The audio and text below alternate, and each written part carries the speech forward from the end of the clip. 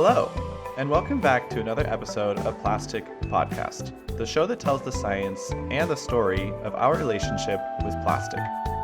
Today, we are getting our hands dirty, literally. Well, not literally, we're getting our words dirty. Lots of dirty talk today because we are doing plastic in soil. So much fun, I bet you cannot even wait.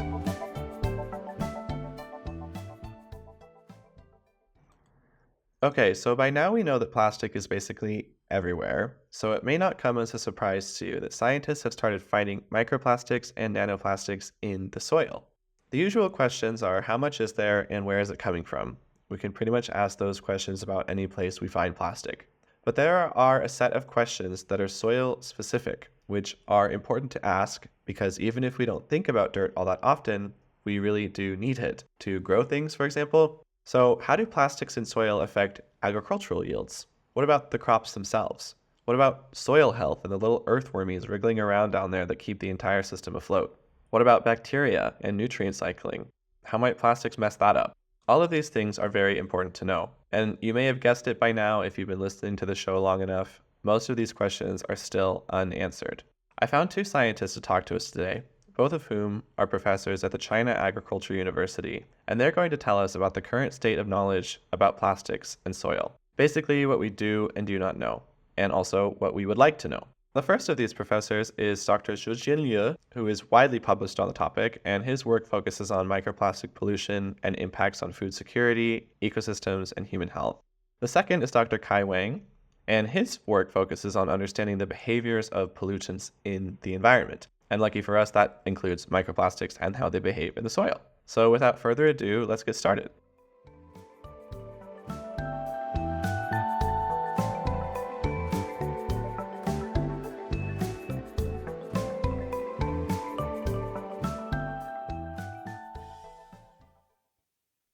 All right, perfect. Welcome to the show. Thank you both so much for giving your time today.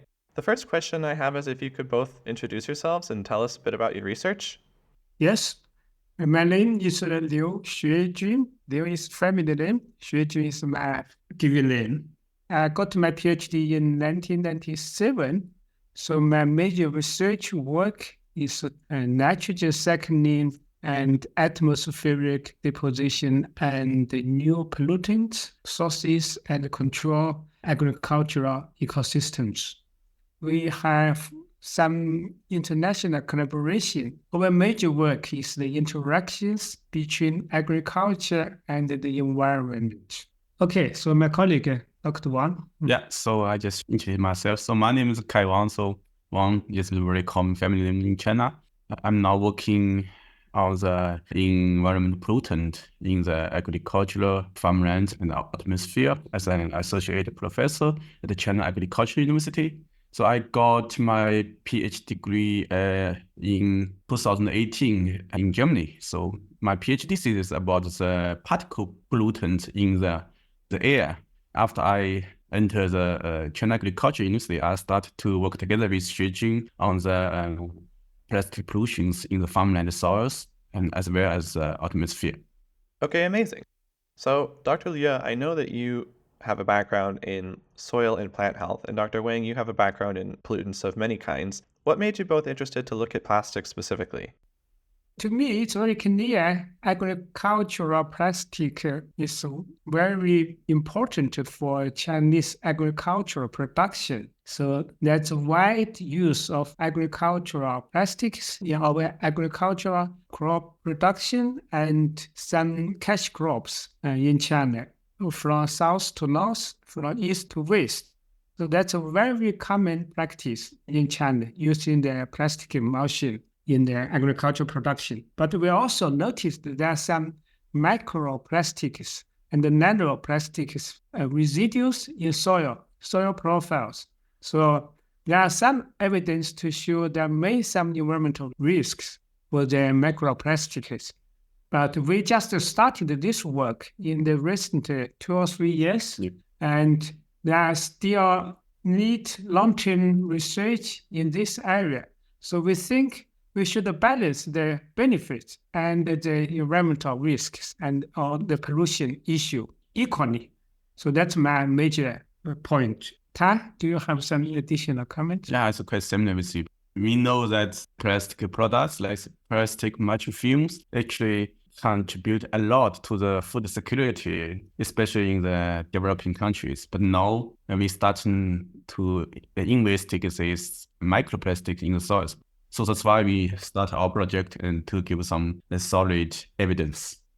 Okay, so you both are telling me something that I've heard a lot so far when it comes to plastic, which is firstly, there are some benefits that we cannot deny. However, there is growing concern about how plastics might be affecting us, and we don't have the answers about how just yet, so we need to go and find them. So, we've been finding plastics in the sea, in the air, in our bodies. What can you tell us about plastic in soil? Are we able to make any general statements about it?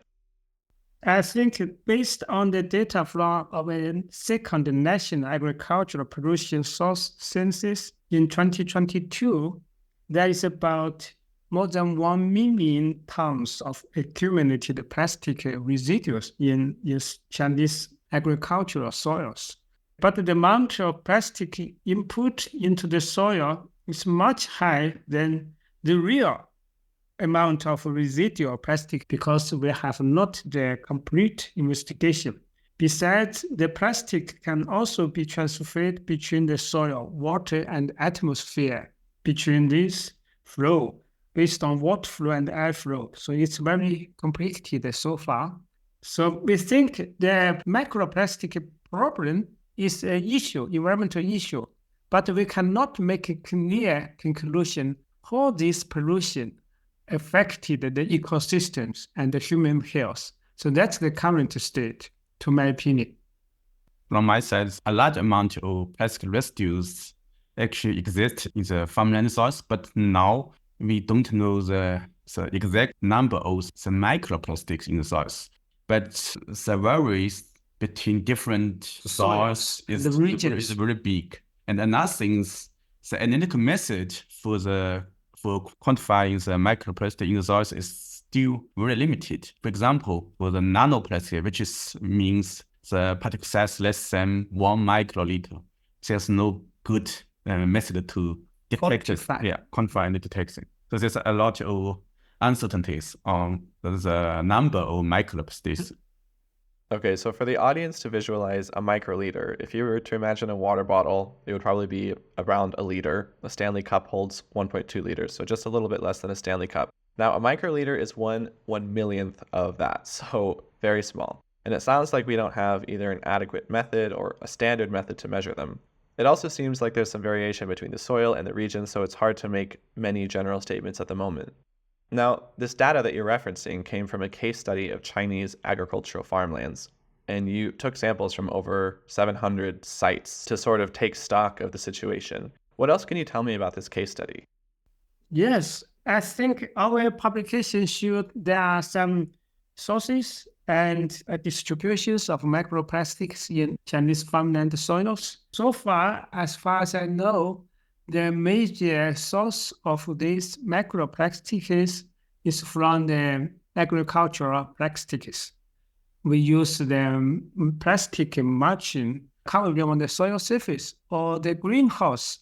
We also use the greenhouse plastic cover to protect rainfall and also to increase the temperature and so on. So these two sources are major source of the soil residual plastics. We also found some microplastics from atmospheric deposition, and also irrigation and compost also provide some microplastics. Yeah, but I have a slightly different opinion about the source, but Professor Liu said is the major source of the plastic film, but because we haven't quantified all the sources. Okay, so it seems like at the very least we can call films that cover the farmland a major source, although there are others, and there is still need for further investigation on this front. What about soil health? Do we have any data or information about how plastics might be affecting that yet? So the first is the definition about the soil health. Because different scientists, they have maybe several different definitions of soil health. I can give an example that, so we have a colleague at Xuejun Agricultural University in China. So they have a very long-term field experiment, more than 30 years, I think. So they have two treatments. One is with plastic film, another is without plastic film. Actually, there's no significant effect on the soil properties, like maybe the soil organic carbon or other parameters. But in sampled or simulated experience and the laboratory conditions, if we add too much plastics, there are some reports to show there are some negative effects or some impacts on the earthworm activities and also some microorganisms. But those amounts of the plastic addition is very high. It's much higher than the real soil content. So we do not think those results can reflect the real situation in the current agricultural soils. So it's not very clear, but we think with the long-term application of plastic film, there will be some risks on the soil health. And that's why when we write our manuscript, we always add a potential in front of the risk, because now there's no solid evidence. So, but we think, in the future, maybe we can have some direct evidence to confirm this effect. Yeah, so I guess soil health is actually quite a broad term, and we could have probably asked a number of different questions there. But there are physical considerations like soil density, texture, water holding capacity. There are biological factors like the root health and microbe activities, and also some chemical questions like pH, salinity, mineral concentrations. But I did hear you mention earthworms. Did the study find out anything about how plastics is potentially impacting earthworms? That's a good question. Actually, one of my PhD students, a lady, she is working with Professor Yan Lu in Chinese agricultural environmental protection and management. His study, she added a different rate of plastic residues to the soil. So she found some differences on the number of earthworms in the soils and also the activities, the movement and so on, to see with the small amount of plastics addition, there's even some improvement or some promotion of the earthworm. But with the increase of the microplastics in the soil, the earthworm was negatively affected. But this work is still ongoing, but the initial research shows some impact on the earthworm in the soil. Yeah, so we just defined a couple of categories to consider when it comes to soil health, sort of physical, chemical, and biological considerations. And earthworms play a role in all three. Their burrows help aeration and water infiltration through the soil. Their excrement promotes microbe activity, and they even regulate pH and contribute to the soil's ability to sequester carbon. And these are just a few examples. So we really need those earthwormies to be doing okay. We guess the plastic film may enter the earthworm digestion system through they're eating the soil. And if they accumulate too much, I think their blood system and also their digestion system may be broken down or something like that. I'm not very sure, but I think that should be some impact if they are too much in their body. What about the even smaller guys, though? I know that bacteria in soil are sort of the base of a nutrient cycling system. Are we seeing any interference with microplastics there? The nutrient availability? Yeah, actually, microplastics is carbon-based material. So normally there can also be, in some conditions, can be used by microorganisms. So this microplastic will affect the nitrogen cycling and some carbon cycling. Yes, there are some interactions with the nutrient and carbon. I'm curious about water. Do we see plastic in soil affecting the soil's ability to hold water? No, we do not observe such evidence, but we found if there are macroplastics in the soil profiles, that will negatively affect the root growth in the deep soil. And then these microplastic residues also affect water flow in the soil profile. For example, if the water in the deep soil to the surface soil, if that's too much, microplastics that will affect the water movement in the soil and the root growth. Okay, so it's not so direct of an impact. It's not as though the presence of microplastics themselves impact the water carrying capacity of soil, but the other effects that these plastics are having can sort of indirectly relate to water through the roots, for example, which are important for water retention. At the risk of sounding silly, are there any ways to remove microplastics from the soil or to take them out? How to take them out? Wow. We cannot take them out. So actually, if they enter into the soil, it's very difficult. That becomes smaller and smaller, and then from macro to nano plastic. It's so very difficult to remove the microplastic out from the soil. And that's why in China, the government tried to increase the thickness of the plastic film. So if it's thick enough, then it's very easy to recycle the plastics residues in the soils. So that's an important thing I would say. Yeah. So another thing, the manufacturers and they try to develop some biodegradable plastic materials. Yes. Then it's very easy to be decomposed in the soil by the organisms. Yeah. Okay, so it seems like there are many unanswered questions and a large need for future research. If you could suggest some areas of research or research questions that you think should be addressed with the most urgency, what would they be?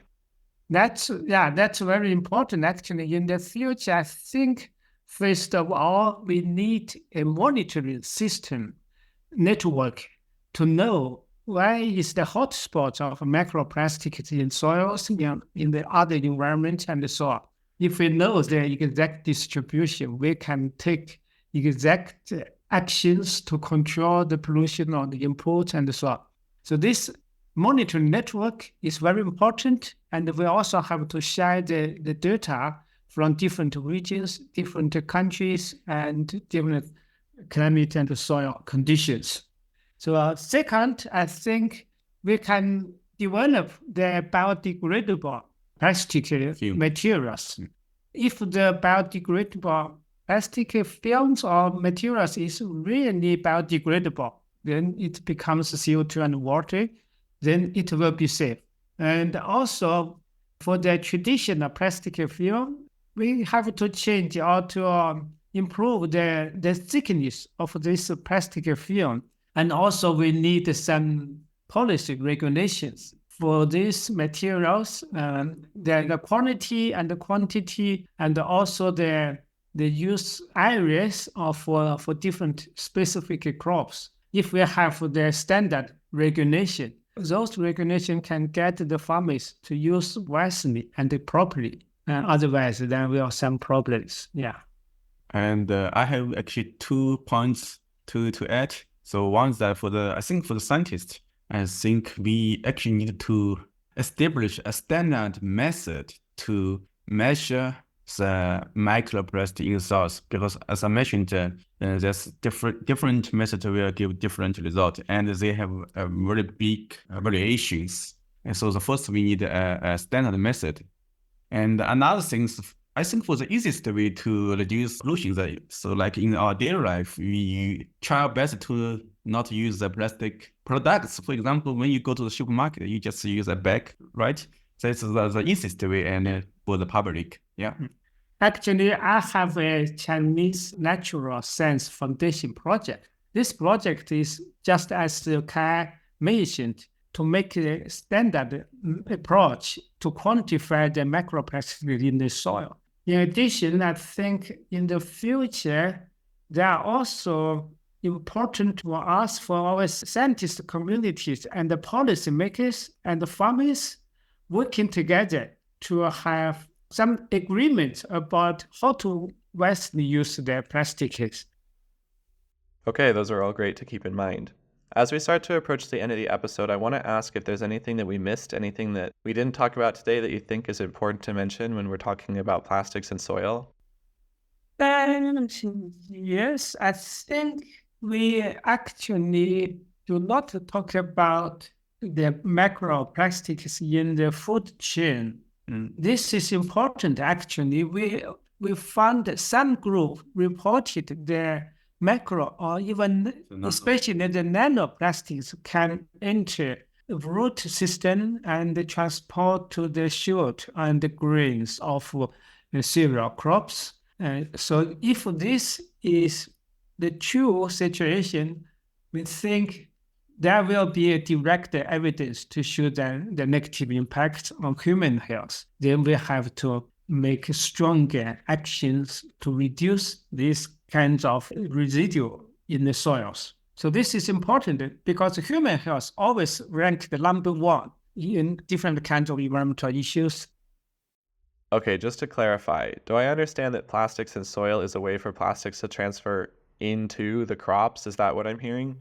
Yes, 2 years ago, there's a publication to show the microplastics can transport from the soil to the root system. Oh, wheat. Yeah, wheat, Cabbage. cabbage, then to the consumable parts of the crop. So that means the human can get this microplastics from their food. And if this crop can also be used for animal feed, then can transport to the animals, then to humans, 2 ways.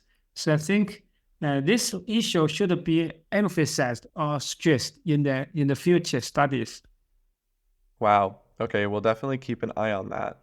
The last question is, where can listeners find you and follow your work? Yes, we have a homepage.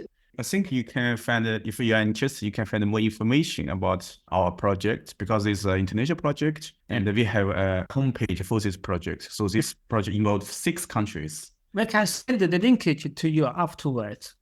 Perfect. I will include that in the episode description for anyone who might be interested. And this is the point where I say thank you both for giving me your time today. Thank you for teaching me about plastics in the soil, and thank you for your very important research in this space. Thank you.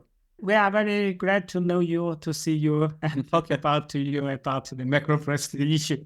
Yeah. Very good.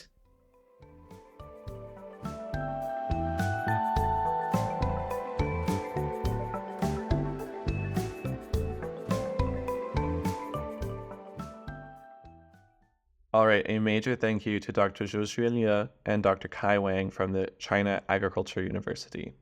It seems like there is still a lot of knowledge gaps on this subject, so I'm glad that there are researchers like our guest today working on it. And to any future researchers out there who might want to get their hands dirty, it seems like there is space for you here.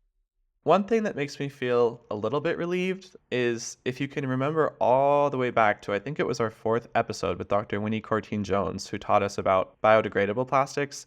We learned that they are not the magic bullet solution that we were hoping they would be, but I remember when I asked her about any unproblematic applications that they could have, she gave me the exact example of plastic films on agricultural farmlands because we can watch the full cycle of their decomposition. And that's one area where I think we can actually have a big impact, so I think that's always encouraging. However, we know that these films are not the only source of plastic in the soil, so we can't just rely on these alternative agricultural products either. All right, I do believe that is all I have for you today. So thank you for playing in the dirt with me, and I'll see you next week.